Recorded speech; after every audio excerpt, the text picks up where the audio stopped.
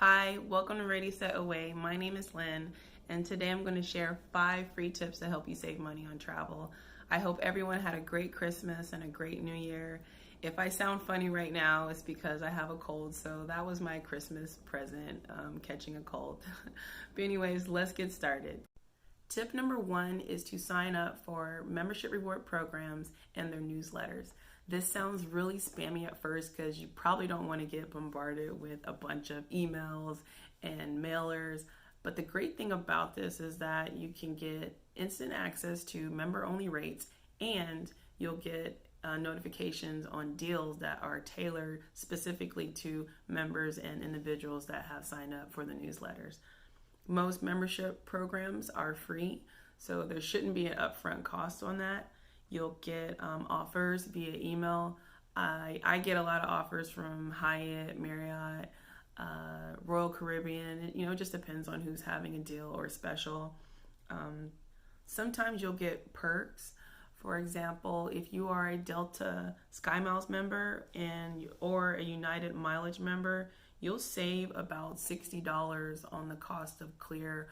Regular price for Clear is $179, and that's pretty steep. So saving $60 off the bat for being a free member, for signing up for free with SkyMiles or United, is a great way to save money right there. And if you don't want to join, see if you're eligible to get a discount by being a senior citizen, a AAA member, a veteran, or even government rate. And that is something that I keep forgetting to ask for. I am a veteran and I always forget to ask for a veteran discount. I'm getting better at it, but just fitting in one of those categories will save you money up front too if you don't want to join. I think at a minimum though, you should try to at least join with your favorite programs. So where you're staying at often, or who you fly with often, or even cruise with. So I would say at a minimum, try to sign up for those programs with those companies that you enjoy using them the most, and hopefully you'll start to see some of those deals being sent to you where you can save some money on future travel purchases. Tip number 2 is to use websites or apps to track flight changes. I think this is a great idea to track fluctuation in price changes and get notifications on deals. Now, you don't have to use what I use, but the current favorite ones that I'm using right now is Google Flights. One of the things I like about Google Flights is that once I enter in a specific date and I find the carrier that I want to fly, I can actually just hit that track flight information, and it will track the specific details and then send me emails on a regular basis when there's changes in the flight. And I'll get changes, if the price goes down $100 or up $50 and things like that. For example, I'm going to Vegas during peak season, so I know I'm going to be paying more than I would if I was traveling off season.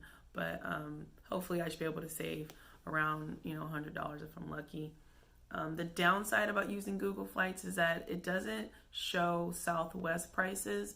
So if you want to fly Southwest, then what you can do is just jump on Southwest flight after you get that email notification from Google that there's been a change in price, and then hopefully you can find a deal with Southwest if that's what you're looking for.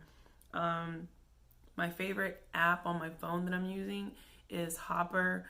Really, this is just probably out of laziness. A friend told me about it. I downloaded the app and I've been using it. And I just, it's just another way for me to track flight information. I do use Google as well, so I kind of get both, and I can kind of just compare the two. There are a ton of apps and websites that you can use, but just find one that works really well for you. The last one that I use right now is Scott's Cheap Flights, and I'm actually using this to really just get notification on deals in specific areas that I may want to travel to. So I don't use Scott Cheap Flights for specific dates and locations. It's really just to get notifications on deals on places that I may want to go in the future, and then take advantage of those deals. And again, you don't have to use what I use, but just try to find one that works for you. And that way you can let the app or the website do the work for you, and you just get that notification. And then when you're ready to book, you book. Tip number 3 is to create a travel budget, because once you start getting these notifications for these discounts and offers, you want to be able to take advantage of that. And having the money set aside will just help, because a lot of time these deals and these offers are time sensitive, where they may only be offered for a week, or you have one day to decide if you want to take advantage of that offer. So just go over your budget and decide how much you want to set aside each month. I recommend using a dedicated account, so that way you know what those funds are for.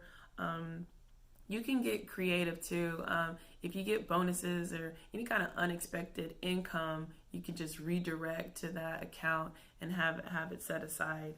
And again, travel deals and these offers, they're time sensitive. Now, sales and offers do kind of cycle, so if you miss out on one, you may have to just wait for another offer to come around. But if you have the money set aside, that should put you in a better position to take advantage of that offer and save money while doing so.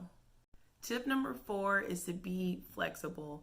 And by being flexible, I mean leaving on a different day, leaving at a different time, traveling during off-peak seasons, having a longer layover, especially when it comes to flights, because some of the cheapest airfares are on the most inconvenient times. Sometimes the layovers are longer, and I know that may not work for everyone, but just kind of take those into consideration when you're trying to get the best price airfare. For example, I looked up a flight from Tampa to Frankfurt and looked up the same flight from Miami to Frankfurt, and the price difference was about $600.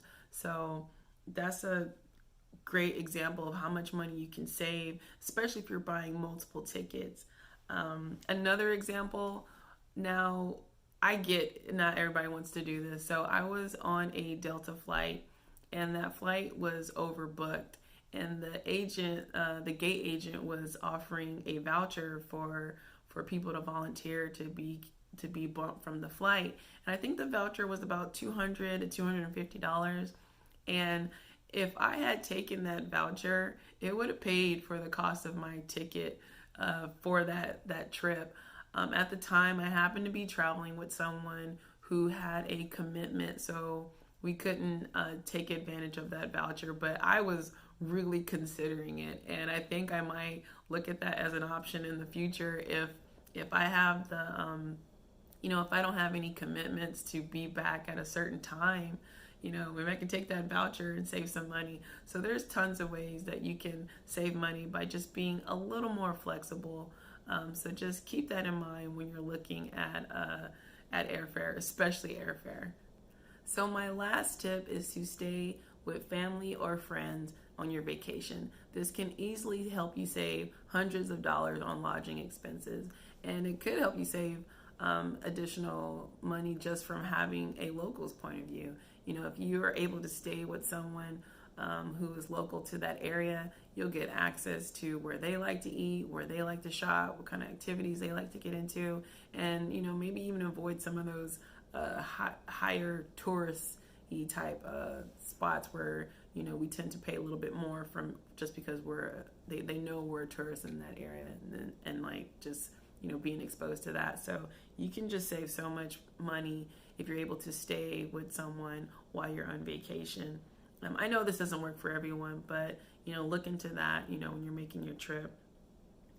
For example, I'm actually going to Germany for the first time, and I get to stay with a friend. I'm totally excited to have that as my first experience, because I think there can be a little bit of anxiety when you're going to a place you haven't been before, and you just want to make sure that you're going to the right spots and you're taking advantage of the area while you're there. So I'm looking forward to just being there with someone who has lived there for a while, and just having that experience. If you're not able to stay with someone for the length of a trip, maybe if you happen to be leaving from a different city. For example, if you're leaving from a different airport that's not your home airport, and you want to stay in that city the night before and then go to the airport the next morning, maybe you'll be able to stay with a family or friend in that instance and save a couple $100 there. If you can't save, you can't stay with someone for the duration of your trip, but just get creative in where you can save money just by staying with a family or a friend. So that's it. Those are my 5 free tips to help you save money on travel. I hope you found them helpful. If you have any tips that you want to share, feel free to leave them down in the comments. I'm sure they'll help the community out.